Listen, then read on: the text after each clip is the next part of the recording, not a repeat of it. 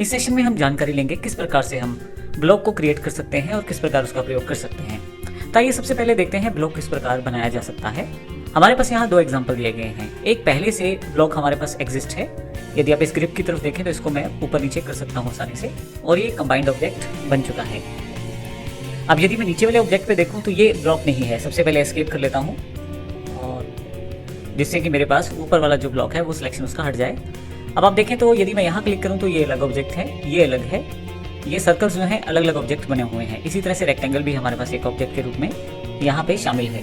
मैं चाहता हूँ इनको मिला के एक ब्लॉक बना दिया जाए। तो इसके लिए ब्लॉक बनाने के लिए सबसे पहले आपको ब्लॉक पैनल के अंतर्गत ऊपर दी गई सबसे पहली कमांड क्रिएट का प्रयोग करना है, जिससे आप आसानी से एक ब्लॉक को क्रिएट कर सकते हैं। ब्लॉक बनाने के लिए आपको केवल ऑब्जेक्ट्स को सिलेक्ट करना है, जिससे आप आसानी से उस ब्लॉक को क्रिएट कर पाएंगे। ब्लॉक बनाते समय आपको इंसर्शन पॉइंट भी स्पेसिफाई कर सकते हैं, और साथ में ब्लॉक का नाम भी देना जरूरी है, ताकि अगर आप इसका बाद में प्रयोग करना चाहें तो आप उस नाम के द्वारा इसका प्रयोग कर पाएं। आइए देखते हैं किस प्रकार से। सबसे पहले मैं क्रिएट को क्लिक कर देता हूं। जैसे आप क्रिएट को क्लिक करेंगे आपके पास एक डायलॉग बॉक्स अवेलेबल हो जाएगा। आप यदि यहां देखें तो इस डायलॉग बॉक्स का नाम ब्लॉक डेफिनेशन है, अर्थात इससे हम ब्लॉक को क्रिएट कर सकते हैं। यहाँ पे काफी सारे ऑप्शन स्पेसिफाई हैं जो आप प्रयोग कर सकते हैं ब्लॉक्स को बनाने के लिए। जैसे आप बेस पॉइंट स्पेसिफाई कर सकते हैं, आप पॉइंट भी पिक करके बता सकते हैं बेस पॉइंट के लिए। इसके अतिरिक्त कौन कौन से ऑब्जेक्ट आपको ब्लॉक बनाने में शामिल करने हैं उनको आप यहाँ से सिलेक्ट कर सकते हैं। इसके अतिरिक्त क्या आपका ब्लॉक एनोटेटिव हो उसकी जानकारी भी आप यहाँ से सेट कर सकते हैं, और साथ ही क्या उसको एक्सप्लोर किया जा सकता है या नहीं। स्केल यूनिफॉर्मली, क्या आप उनको यूनिफॉर्म रूप में अर्थात इकट्ठा स्केल करना चाहते हैं नहीं, ये भी आप डिसाइड कर सकते हैं। अभी मैं इन ऑप्शंस को नहीं चेंज कर रहा, डिफॉल्ट ऑप्शन के साथ हूँ यहाँ पे मैं।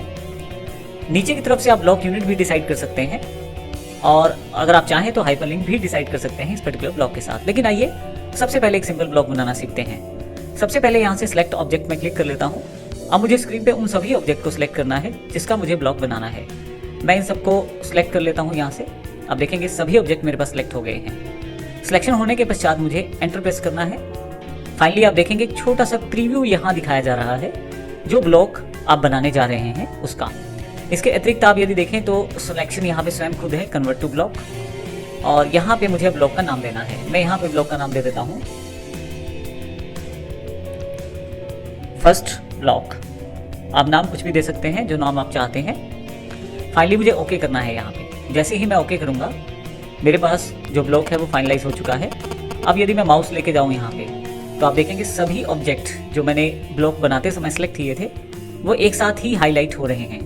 और यदि मैं एक ऑब्जेक्ट पे भी क्लिक करता हूँ तो ये सभी एक साथ डिफॉल्ट रूप में आप देखिए बेस पॉइंट आपका यहाँ पे है। आप इस ग्रिप से इसे ड्रैग कर सकते हैं और आसानी से इसे मूव कर सकते हैं। तो इसका अर्थ हुआ ये हमने आसानी से अपना एक पहला ब्लॉक तैयार कर लिया है, और जिसका नाम हमने फर्स्ट ब्लॉक रखा है। तो इस प्रकार आप आसानी से उन सभी ऑब्जेक्ट को सिलेक्ट करके ब्लॉक क्रिएट कर सकते हैं जिनको आप ब्लॉक में शामिल करना चाहते हैं।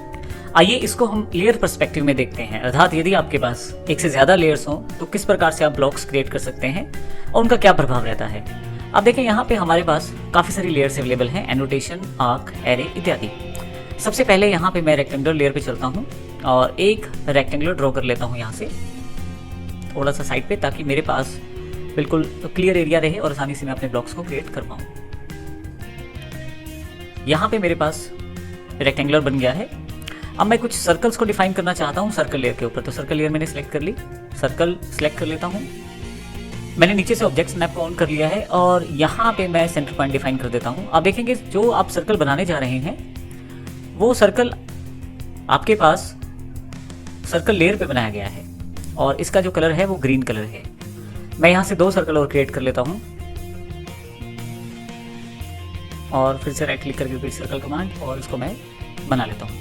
अब मेरे पास 4 सर्कल हैं और एक रेक्टेंगल है। ध्यान दीजिएगा सर्कल अलग लेयर पे है और रेक्टेंगल्स जो रेक्टेंगल उपलब्ध है वो अलग लेयर पे है। तो अब मुझे इन सबको इकट्ठा करके एक ब्लॉक बनाना है। तो आइए शुरू करते हैं। इसके लिए मैं क्रिएट कमांड पे चला जाता हूँ। यहाँ पे सिलेक्ट ऑब्जेक्ट करना है मुझे सबसे पहले। तो यहाँ से मैं इन सभी ऑब्जेक्ट को सिलेक्ट कर लेता हूँ। अब देखेंगे सभी ऑब्जेक्ट जो प्रेजेंट है मेरे पास ब्लॉक के लिए वो सभी मैंने सिलेक्ट कर लिए हैं। मैं फाइनली एंटर कर देता हूँ। अब यहाँ पे मुझे ब्लॉक का नाम डिफाइन करना है।